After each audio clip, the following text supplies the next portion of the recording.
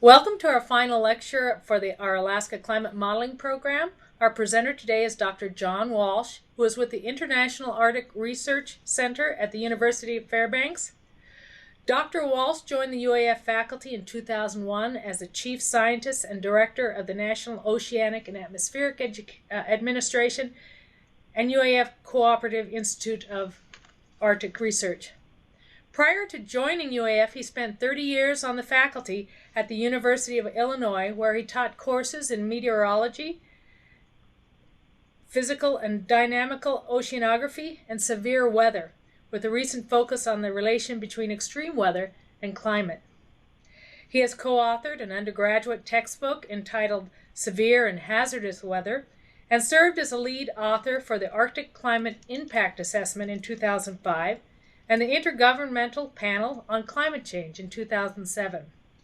He is an associate editor of the Journal of Climate and a fellow of the American Meteorological Society. As you can tell, Dr. Walsh has taken time out of his very busy schedule to talk to us about climate change in Alaska. What are the signs and what should we do? With this in mind, let's give our undivided attention to Dr. John Walsh as he shares with us his knowledge regarding climate change in Alaska and around the world. Thank you, Mary Pat. And thanks to all of you for joining in. If your weather is like it is in Fairbanks, where it's sunny and warm, it's too nice a day to be inside. But we'll try to make it as interesting as we can by looking at climate change in Alaska. And then we'll try to have some questions and discussion at the end about what we should do about climate and climate change. Now, I'm going to start with the three questions we'll be looking at here. They all have to do with climate. The first one is, what are some signs of climate change in Alaska? How do we know that climate really is changing? And how do scientists around the world know? We'll look at those first.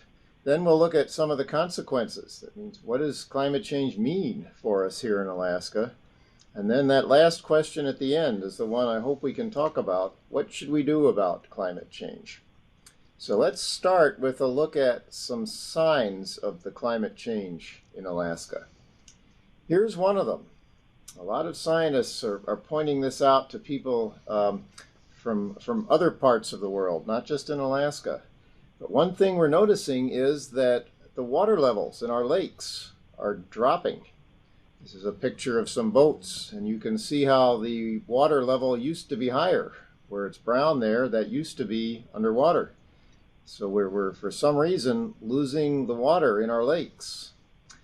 And here's another look at some drying lakes. This is a picture taken from a helicopter. And you can see a few little ponds and lakes there, but you can also see some bare green areas that are now grasses and weeds. Those used to be lakes. This is a view from above at how lakes are shrinking. That's one of the signs that our climate is warming, and in some areas it's actually becoming drier. When the climate does become warmer, more of the water evaporates from lakes, and that's the main reason that these water levels seem to be shrinking. There are some scientists who think that some of the lakes are draining from underneath as the permafrost, as the ice under the lake melts, and that may well be happening in some areas. That's one thing we're noticing. Here's another thing we're noticing, at least in the interior. Fires seem to be getting worse. These are the summer fires that we have to deal with. This is an interesting picture that was taken by the Alaska Fire Service. You can see a couple of deer or elk. It's hard to tell what they are in the stream there. They're surrounded by forest fires. So at least they're smart enough to go into the water, but it's not clear what they're going to do after the fire spreads downstream. But we are noticing that fires are getting worse in the summer. And here's a satellite picture that really shows the large scale of these fires and their effects. That's a satellite picture of Alaska. You can see Barrow way up at the upper right there, and that's the ice over the Arctic Ocean in the upper right. But down in the middle is that huge gray cloud of smoke. And the smoke is from the fires that are in the interior part of Alaska, around Fairbanks and Fort Yukon and Delta. But that smoke is sweeping west so that it's reaching your communities, sweeping out over the Bering Sea and up north of the Bering Strait even. That smoke cloud is about 1,000 miles wide. So at some point during the last few summers, you may even have experienced this smoke cloud that's so prominent in the picture. Here's one more satellite picture of it that's a little clearer. It shows you may be able to pick out where you are in this picture. But it shows the smoke during that 2004 fire summer. That's about 3 or 4 years ago.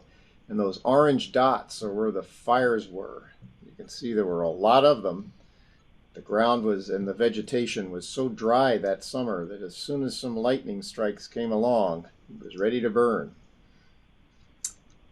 Now, one more look at these fires. I'll just show you a picture of what it was like in Fairbanks.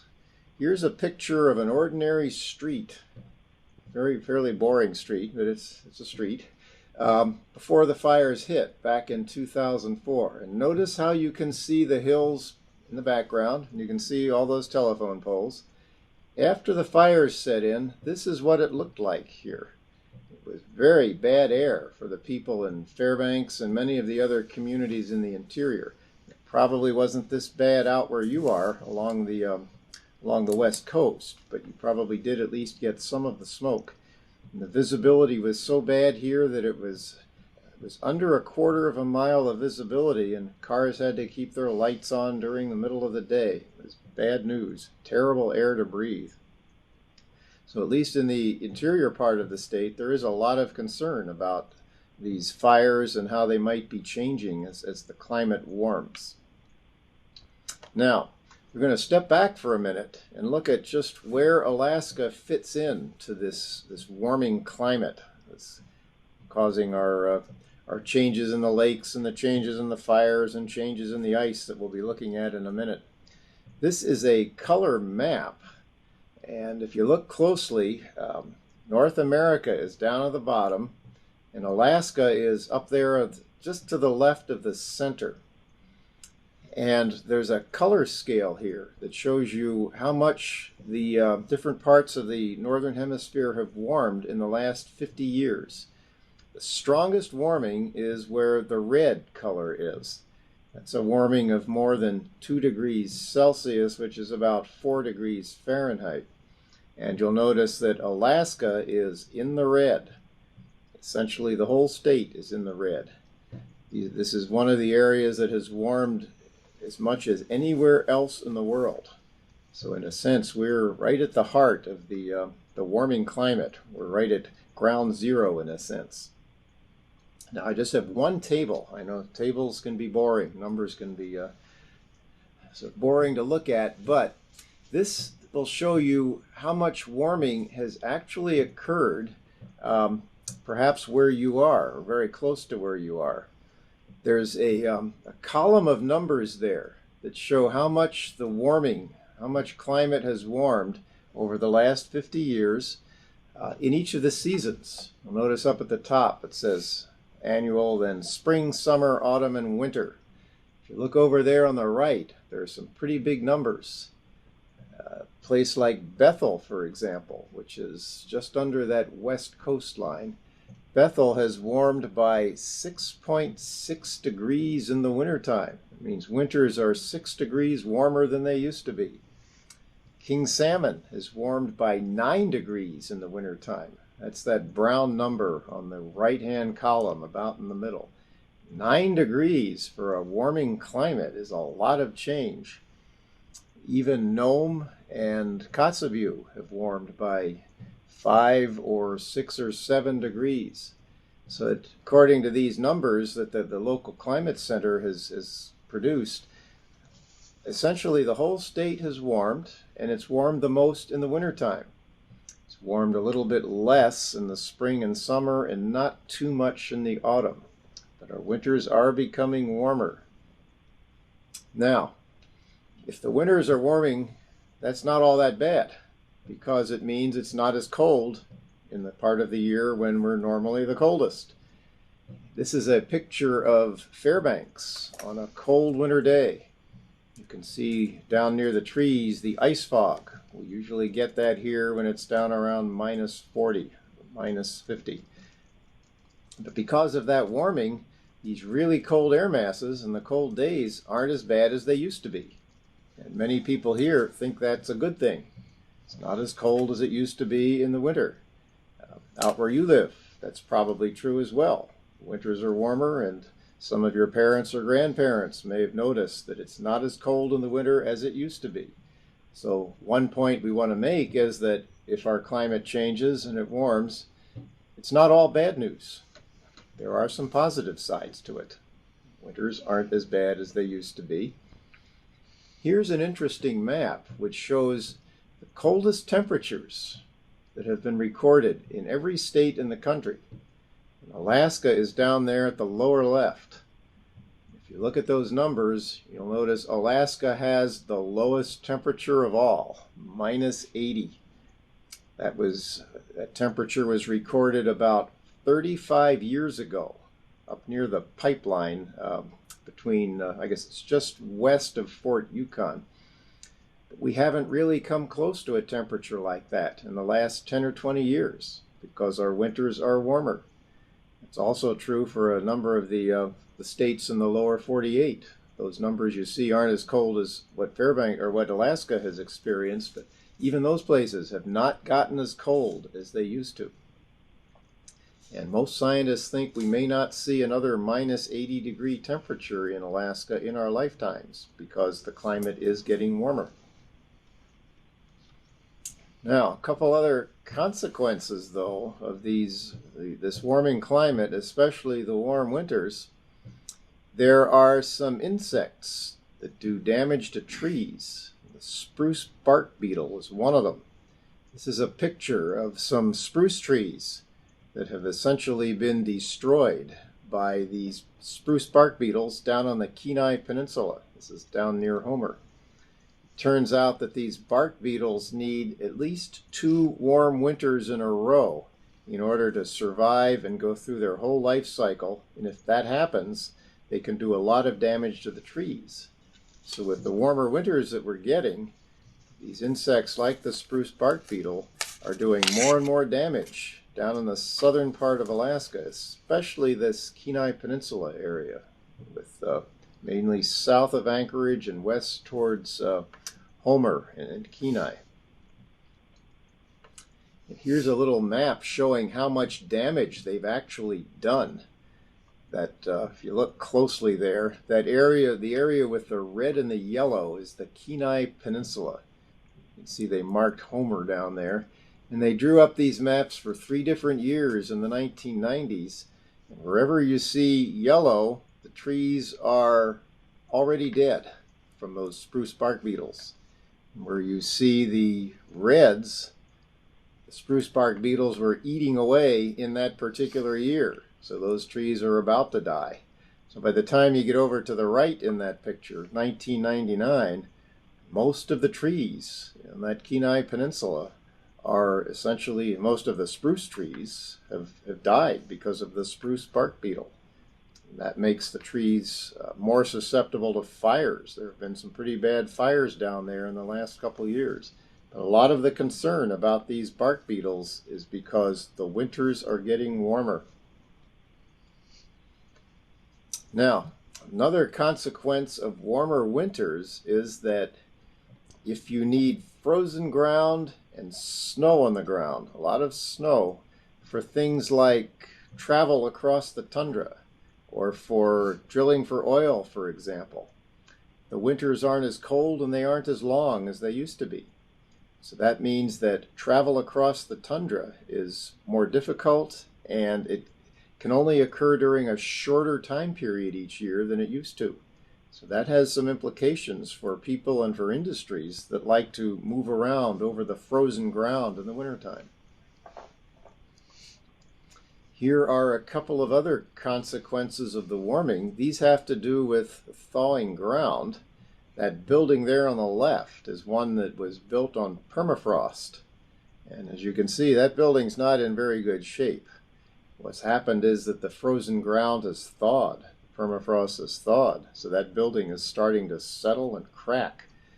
And on the right are some old ice roads that thawed extra early, so that the users of those ice roads had to get out early because the tundra was about to become soft and muddy. Here's a picture of what the thawing permafrost does to roads in the Fairbanks area. A lot of our roads are paved with asphalt. And when the permafrost under the roads starts to thaw, this is the type of thing that happens. You wouldn't want to be driving along on the edge of that road there where the crack has opened up, or your car would probably get stuck. Here's another example of a road that has been damaged because the permafrost underneath it has thawed. That road looks like a roller coaster. It's so bad that they actually closed it off to travel. This is one thing we have to be concerned about in the interior, where there is permafrost under much of the landscape. As the climate warms, that permafrost thaws. And we have one more permafrost picture. This one is a picture of a house that was built on permafrost. And if something looks funny in that picture, it's because the house is starting to tilt. There are different parts of that house, but the ground underneath is thawing. So the house is slowly sinking into the ground in spots. People who were living there say that you could put a ball or a marble down on the floor and it would roll from one end of the room to the other just because the floors are now sloped. It's not good news. Now, for the last part, last part of these impacts and what the climate change is showing up as and what it means, let's turn to the ocean. You guys out on the coast are probably a little more familiar with these issues than with the ones over land. You probably know that the Arctic Ocean, at least north of the Bering Strait, has historically been covered with ice, even during the summer. So much ice is out there that icebreakers were normally needed to get around. This is a famous Russian icebreaker.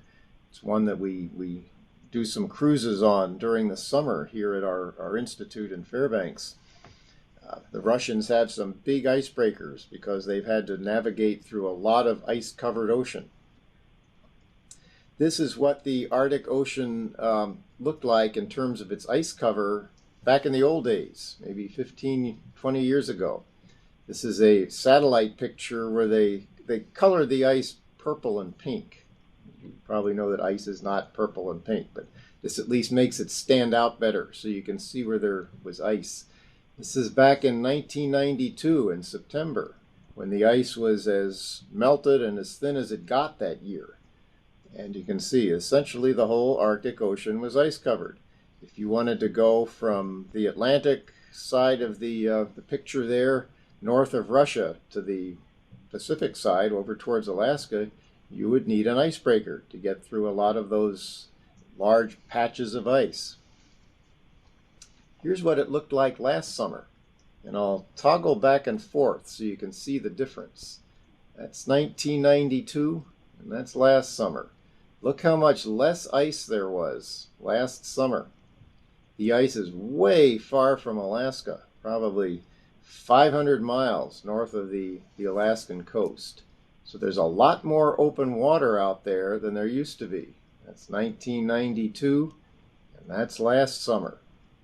Most scientists think that we'll probably have an ice cover this year that's about like last year's. They're expecting the picture to look something like this 3 or 4 months from now. So the ice is not what it used to be. That's another sign of the warming. Now, what does that mean? Well, for the communities that rely on travel across the ice, that's not good. Here's a picture of a dog team. You can see where these dogs have a problem. Instead of having a nice ice cover with snow on it to pull their drivers along, they're trying to figure out what to do to get across that disintegrating ice cover. So it's a lot tougher on dogs and others who want to travel across the ice without an icebreaker. during a good part of the year. This is what a lot of the northern communities up on the north coast are experiencing earlier in the season now than they used to. Here's a diagram showing what people think the shipping opportunities may be in the next few years.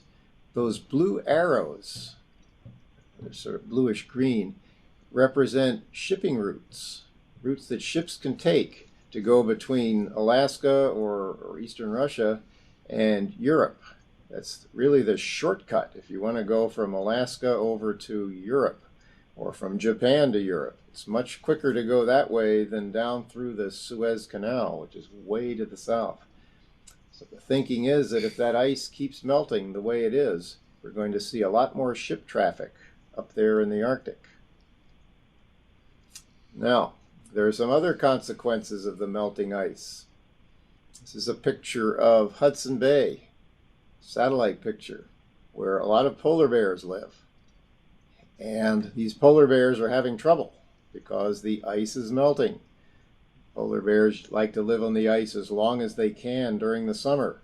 You see that guy on the left coming off the ice because there's a huge amount of open water where there used to be ice cover for him.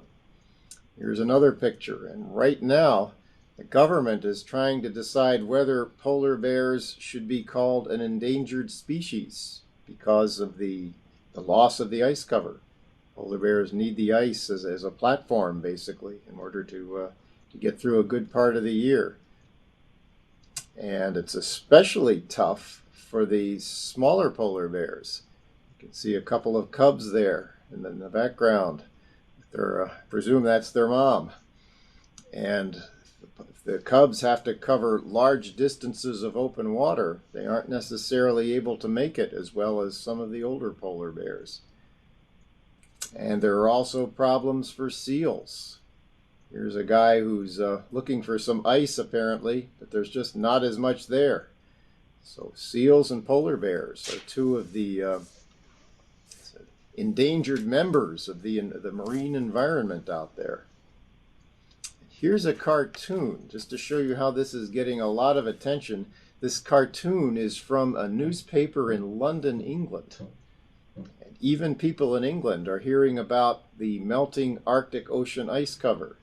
And in this cartoon, they drew in a lot of those underwater boats to try and show that different countries are now going to be claiming the ocean floor because they want to drill for minerals and oil and that type of thing.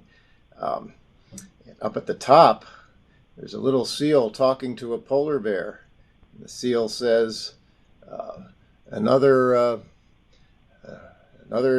mineral deposit has been discovered. And the polar bear says, oh dear, this could be just the tip of the iceberg. And the polar bear's cub behind him says, iceberg? What's an iceberg? What they're trying to say there is that if the ice keeps melting, little bears and others won't know what icebergs were, and people are going to be coming from all directions to try to claim territory around the bottom of the Arctic Ocean. Now, the final topic we'll go through will be storms. I know you've had a couple talks about Arctic storms, and storms that affect the coast, so we'll go through this one quickly. I just wanted to show you a couple pictures of storms that have affected West Coast communities. Here's Front Street in Nome after a storm in October a few years ago. And for those in Shishmaref, this is one of the most famous pictures that climate scientists and the rest of the world sees. This is a storm that's affecting the coast and eroding the bluffs. This is another picture that appeared in the Arctic Climate Impact Assessment that the whole world saw. It makes the point that the coastal storms are causing erosion that's likely to get worse as the sea ice goes away and lets the waves build up. And one reason they're concerned even more about this coastal erosion and flooding is that Greenland seems to be melting. Greenland is a great big ice sheet, about as big as half of about as big as Alaska. It's an ice sheet that's a mile or two thick, And all that water that melts on Greenland goes cascading down, rushing downwards towards the bottom of the ice sheet, and a lot of it makes it into the ocean, which is raising sea level. So there's quite a bit of concern now about what's going to happen to sea level, how fast it's going to rise because Greenland is melting. Oh, and I have one last storm story. I think this is one you've not heard. This is a story about an island out in the Bering Sea where some reindeer lived. It's about St. Matthew Island. It's about 300 or 400 miles west of Bethel. These are the reindeer that used to live out there. This was great for reindeer because it's a deserted island with no people on it. Reindeer heaven, lots of lichen and no people. Here's a graph of how many reindeer lived on that island going back to 1944. See how that population of reindeer grew to 6,000. Then all of a sudden they disappeared. Population went down to 42, and a few years later there weren't any when someone went out to check on them. Reindeer disappeared from that island. Turns out that was because of a storm. One really bad storm came along back in 1964 and wiped out the whole population of reindeer. So the message here is that some of our wildlife can be pretty vulnerable to these storms that affect the West Coast. Okay, the big question now. This is at the end of our half hour. What can we do about climate change? And we'd like to get your views on this one too. I'll make a couple of suggestions in this last slide. We're trying to put the suggestions here into two categories of things we can do. First category is we can prepare for climate change. If we know it's happening and we know it's coming, know it's going to continue. And a couple of examples there are we can turn some attention and action to protecting coastal communities. That means coastal engineering, putting out large breakwaters with rocks, for example, to try to protect the coast. We can impose construction standards that allow for warming permafrost. This is more for the interior areas where permafrost is a factor. The point there is if we know climate change is coming, we can prepare for it from an engineering perspective. The other category, that second part of the list, is we can try to reduce the rate of global warming. That means we can try to prevent the climate change as much as we can. One way we can do that is by using less oil and natural gas and coal.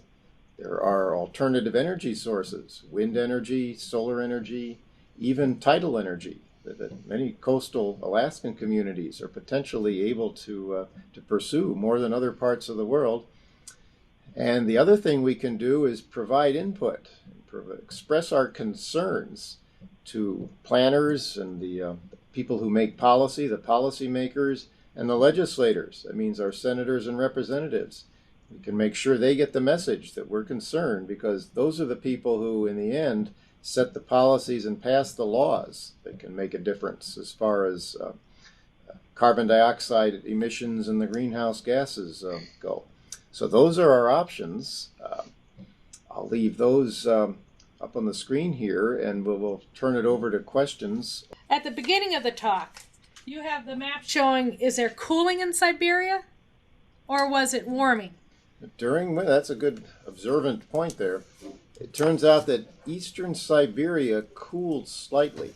There was a little pocket of blue in that map of the warming. Most of Siberia has warmed. That showed up as red, but there's a little pocket of blue just west of the Bering Sea. That's one of the few places in the world that has actually cooled a little bit over the last 50 years. How long do it take for the ice to melt? How long will it take for the ice to melt? That's something that the scientists are giving a lot of thought to. There are some scientists who think that ice on the Arctic Ocean will be gone in the summertime in about 30 years. That's by the time you're about 40 years old. So now that's the summertime. It looks like it will still get cold and dark in the wintertime, so there will be some ice that comes back each winter. But in the summer, we might see it go away completely by about the year 2040. Now, Greenland is a different story. That's where there's that really thick ice sheet. And most scientists think that will take at least a few hundred years and maybe thousands of years before it would melt. So I don't think we're going to see Greenland go away in our lifetimes, but we might see the sea ice on the Arctic Ocean go away. Is permafrost ice? It's permafrost ice. Permafrost ice. It's partly ice. Permafrost is really ground that has water in it. So you have dirt and rocks. And in between the rocks or the pieces of dirt, there's water. And if that water freezes, then you have permafrost. And the reason these buildings and roads have trouble when the permafrost melts is that when that ice that's in the dirt and the rocks melts, the dirt and the rocks will tend to settle so that the ground won't be even. Why does climate change happen? Maybe you could discuss if man has caused any natural cycles relating to this. Yeah, I think the question about the natural cycles is a good one because they are something we have to really consider when we try and figure out what's really going on. There are a number of reasons climate can change. One of them is because the Earth and the Sun go through changes in their orbits. And the thinking is that sometimes the Earth is farther from the Sun or the Earth's axis is tilted, and that accounts for the ice ages, which are really slow but pretty big climate changes. Now, we're not going through one of those changes now. Another reason why climate changes is because these greenhouse gases, like carbon dioxide, can increase. And that's what we're seeing. That's what's happening right now. When we burn the oil and the coal and the gas and the wood, we're putting carbon dioxide into the air. And that tends to make the world warmer, and that changes the climate. But then, in addition to that, climate just changes by itself. If you just, if you ever played a video game where the ball can just bounce around randomly in a little game, that's something like climate is. It has these bounces of its own that nobody really can see a cause for. They sometimes call that chaos or randomness. But the technical term there is natural variability or natural cycles. So one of the real tricks in the climate research world is to separate the natural variability, the randomness, from these real signals like greenhouse gases or changes in the Earth's orbital parameters. How long does it take the permafrost to break? Melt? How long does it take the permafrost to break or to melt? That's something some scientists here at the Geophysical Institute are looking at. If you put in a road or a house and you disturb the ground, the permafrost can melt or break, if you want to call it that, in just a few years. Now, if you just let the warming take care of permafrost where there aren't any roads or there aren't any houses, it's probably more like 10 years or 20 years or maybe even 100 years. That's where the permafrost is thin, like it is around Fairbanks and Fort Yukon. Now, if you go up to Barrow, up on the north coast where it's really cold and the permafrost is really thick, hundreds of yards thick, that permafrost might not melt for 1,000 years. So it really depends where you are and how cold it is to begin with. Why is, on your earlier map again, why is Alaska in the middle of that warming trend? Mm-hmm. Well, there are a couple factors that are both working together to make Alaska warm so much. One of them is apparently the greenhouse gas factor, the global warming from the increasing carbon dioxide. But the other factor is that there was a shift in the wind patterns about 10 or 20 years ago, so that Alaska received more frequent winds from the south. And those winds from the south tend to bring in warmer air, and that has helped make our winters warmer.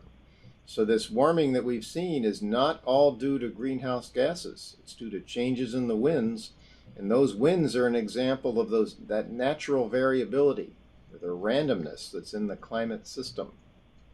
So we have to be careful not to blame all the warming, all the climate change on these greenhouse gases. With the technology present to move away from fossil fuels in automobiles, why isn't there a greater push towards those alternative fuel sources? This a very good question. I think many of us are wondering that as well. I think part of the reason for this slowness in going to alternative energies is that the costs to start them up are pretty high. In order to figure out how to get wind energy or tidal energy to be useful at a reasonable price, it takes a large investment of money at the beginning. You have to get the engineering to the point where it's efficient enough that the energy is cheaper than oil and gas and burning coal.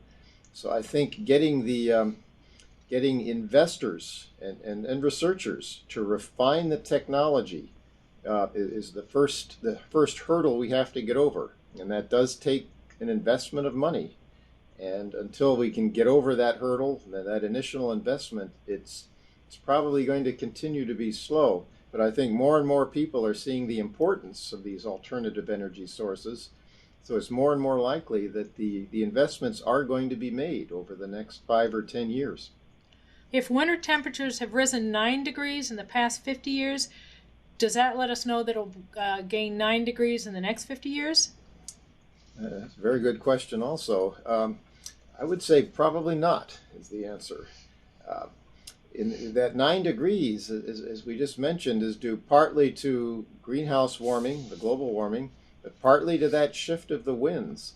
It's possible that the winds will shift the other way over the next 10 or 20 years or 50 years. And if that happens, it would tend to eliminate part of the reason for the warming we've had. So there's a very good chance that the warming will continue, but that it will be at a somewhat slower rate. That 9 degrees of warming over 50 years in the winter is a really impressive warming for people in climate research. You don't see that amount of warming anywhere else. So the odds are that if the winds really favor someone's warming over the next 50 years, it will probably be somewhere else besides Alaska. What builds up greenhouse gases? What builds up greenhouse gases? Oh, what builds them up? They're definitely building up, so something must be building them up.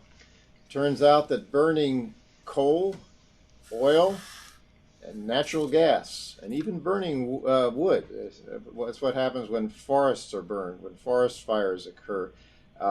Those all put greenhouse gases, carbon dioxide in particular, into the air. So it's really what we're doing for our energy sources that are contributing to this increase of greenhouse gases. Are there any positive outcomes of climate change? I think there are. One of them is that warming of the winters in the really cold areas. Another one that's been getting more attention is that, at least for northern countries, the growing season, the season for agriculture, for growing crops, for example, is getting longer. Winters are getting shorter and summers are getting longer. So there are more opportunities to grow crops. And many people would argue that if warming continues to reduce the ice cover, the fact that we can take ships and other transportation vehicles into the Arctic is a positive benefit. It's opening up more areas for exploration and commercial activity. Well, that's one where we have to be careful, because if the environment isn't treated carefully, that could actually be a negative impact of climate warming. But if the industry and the shippers are very careful, that could be considered a positive impact of global warming. And of course, Shishmaref is always hopeful. They're thinking, if there's global warming, will there be trees in Shishmaref? Well, maybe at some point in the future there would be trees up north. There were long ago in the past. And for the Alaskan coastal communities too, there's one other potential benefit, which is that tourists may become more common. Now that could be good and it could be bad, but in terms of a source of revenue, at least during the warm part of the year, there may well be more tourist activity. More cruise ships would be working their way farther north towards the Arctic Ocean than they have in the past. Will there be any negative effect if shipping routes open up in the global warming of the ice cap? Well, the negative effects go mainly with the risks of accidents, oil spills, impacts on marine mammals. Whales, for example, could be negative. Although there's a lot of regulations now concerning environmental impact studies that have to be done before commercial activities allowed up there. So there are potential negative impacts of this increased navigation in the Arctic, but there are also the positive impacts. We have another question regarding ice coverage, where the ice cap has become smaller. Does that mean the ice itself, the thickness is thinner? I know in the news they say the ice is thicker in Canada this year than it has been in the past. Over most of the Arctic Ocean, the ice has become thinner. It's been shrinking in the area it covers, and it has become thinner. But in a few areas, like the area off Canada, it has become thicker because the winds have actually piled it up in that area. So one reason there was so much loss of ice north of Siberia last year is that ice was not only melting, but it was being driven by the winds towards Canada. So Russia's loss of ice was Canada's gain, and the ice did actually become a little thicker than it used to be over parts of that Canadian archipelago area. I hear in the news that polar bears are being considered as a threatened species. Is this because of climate change? Excellent question again. The reason it's taking the government so long to decide what to do on polar bears, whether to call them threatened or not, is because they aren't sure that climate change is the only factor at work. It's been pointed out that quite a few polar bears are shot each year by hunters, and that in some areas could be more of a factor than climate change is. I think most of the climate scientists you'd ask on this one would say that climate change is contributing to the threat to polar bears, but that it's not the only one. Can we decrease the already accumulated greenhouse gases in the atmosphere? Not in our lifetimes. Essentially, what we've put into the atmosphere is going to stay there for hundreds of years. So we can slow down the rate of increase, and we can actually stop the increase. But once we do, carbon dioxide will level off and go down so slowly that it will take centuries to return to the levels we've had just 10 or 20 years ago. On the beetle, the beetle that's killing trees, how long does that take the beetle to go further into the state to ruin trees? That is a concern. The areas that would be most vulnerable to the spruce bark beetle are areas with lots of spruce trees, and there are quite a few spruce trees in the interior. Fortunately, the winters are still cold enough in the interior that the beetles cannot survive through two growth cycles. The migration rate seems to be on in the neighborhood of tens of miles per year. Maybe 10 or 20 miles per year would be just a ballpark figure for how rapidly the beetles can advance northwards. That's with the present rate of warming. So they aren't going to suddenly jump from the Kenai Peninsula to Fairbanks or to Nome in 1 year. There aren't many trees to destroy around Nome anyway. But they wouldn't go that far in just 1 year. But over a period of 10 or 20 years, you could see them migrate from the Kenai area well up into the interior part of the state. How does global warming change by itself? How does global warming change by itself? Well, that's related to this what they call natural variability, or the way that the atmosphere can change climate by itself. But what we're doing is making it more likely that the warm spells that would happen by themselves are going to be even warmer than they would have been otherwise, because we're putting these greenhouse gases into the air. And we're making it so that the cold spells that would happen by themselves are not as cold as they would be otherwise. So we're actually keeping the climate changes that occur by themselves, but we're just making everything warmer. The warmer days are hotter, and the colder days are not as cold. Ponds and lakes drying, they'll cause a decrease in the duck breeding habitat, or are those ducks going to go further in or further north or further east? If the ducks are flexible, they'll go in the direction where the wetter conditions and where the wetlands are more common.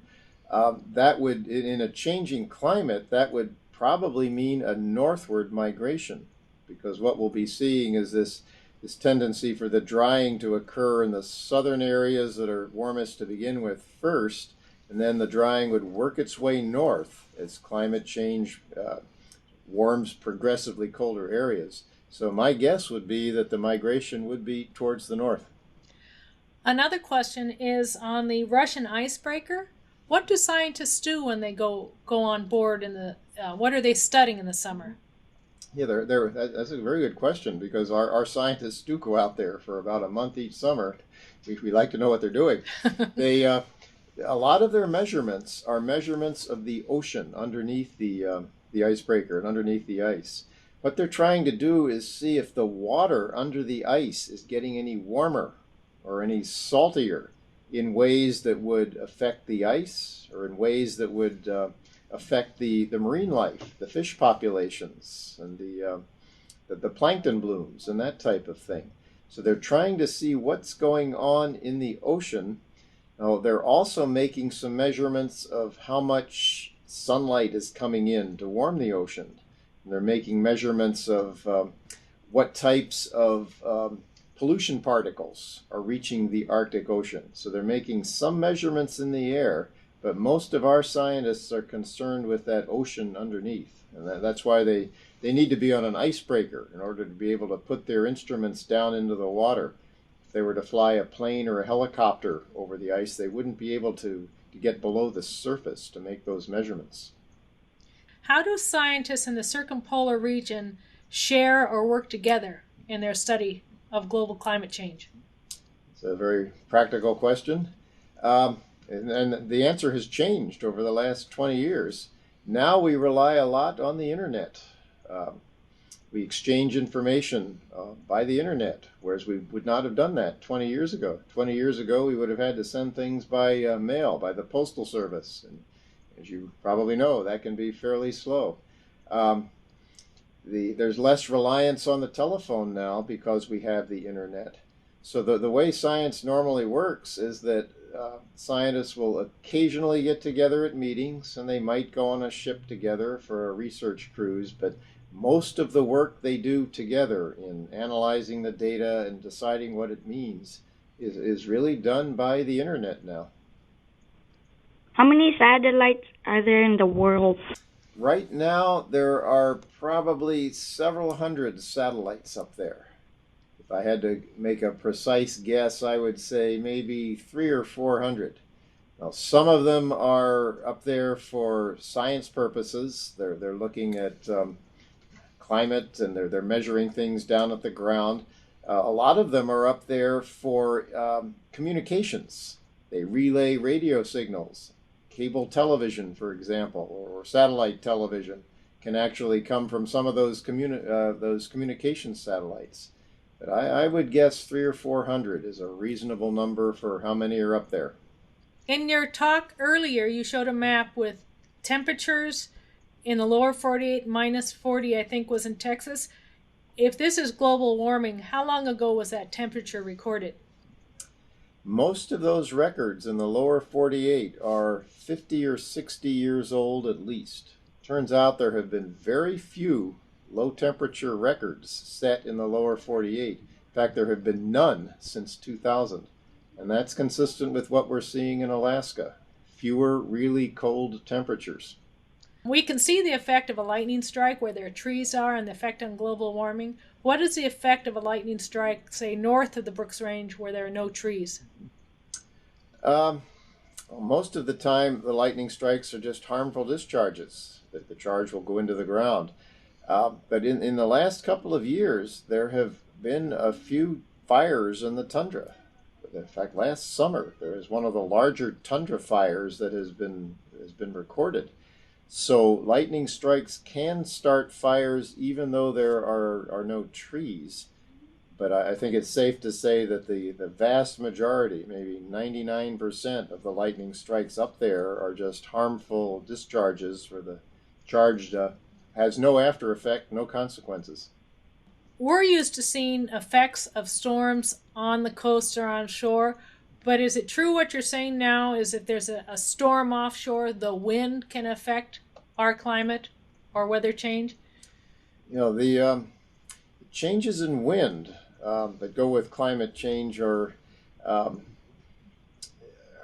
fairly complicated in the sense that the wind direction can have a lot to do with whether you get warmer or colder with a particular storm or with a particular climate change. The wind speed is what probably has the more immediate impact on coastal communities and islands. There are some signs that the frequency of windy storms, high wind events as they're called, is increasing in some communities along the west and the north coast. I believe Dave Atkinson may have touched on that when he spoke to you in one of these talks. But David Atkinson's a scientist here at our center, and he has worked with the wind data and found that there seem to be increases in the number of strong wind events. Those are events when the wind is 40 miles an hour or higher. If there's been a mini ice age, can we look forward to another mini ice age? It could conceivably happen, but it's becoming less and less likely as the world warms. The warmer we get in our climate, the more cooling it's going to take to get down to mini ice age conditions. So I would say that the odds of returning to a mini ice age like we had 300 or 400 years ago are becoming less and less. And if I were a betting person, I certainly would not put money on a return to a mini ice age over the next 50 or 100 years. When we talk about global climate change, what is the difference between global climate change in the Arctic versus global climate change in the Antarctic? Oh, that's an excellent question that's been a topic in the news lately, just this week. It turns out the Antarctic is not warming as much as the Arctic is. The Arctic is warming more than the rest of the world, so the Arctic is getting more than its share of global warming. That's partly because of these changes in the wind patterns and partly because of that albedo feedback that was mentioned in the question we missed. The Antarctic is showing much less change, and it's somewhat of a mystery as to why. Some scientists think that the ozone hole is actually helping to keep the Antarctic cool, preventing some of the greenhouse warming from carbon dioxide. But that's a fairly complicated subject area, and you will not find universal or unanimous agreement among scientists on just what is happening in Antarctica, although that they'll all agree that it's not changing as much as the Arctic. Who would see the most change, the interior for global climate change or coastal communities? In terms of temperature, it looks like the interior will see the most change. Land areas generally warm up or cool down faster than coastal areas. On the other hand, the coastal areas are probably more vulnerable to a warming climate. If the ice is gone, the vulnerability to storms increases, and if sea level rises, it's the coastal communities that will be affected. So that question is an interesting one. In terms of actual temperatures, the interior is the the bigger change, but the coastal communities may be affected more. What can we as students do to help scientists in their research? As you if you stay in the same area, I think it would be very helpful to scientists if you could notice the changes that are occurring over the years where you live. There are probably changes that are occurring that weather instruments and satellites cannot pick up. There are things you can notice as you walk around over the ground, and as you go out and boats and other vessels near the coast. Things that you'd notice that are changing that might not be noticed otherwise. If that information can be conveyed or shared with scientists, and perhaps you could work together with scientists to figure out why the changes are occurring, that would really help our picture of how the environment is changing. Well, thank you. We'd like to thank Dr. John Walsh for joining us and sharing his knowledge on the global climate problem. And we'd also like to thank you for joining us for the final lecture of the Arctic Climate Modeling Program. We hope you can use these in your classrooms later on, and we appreciate your joining in today. Thank you.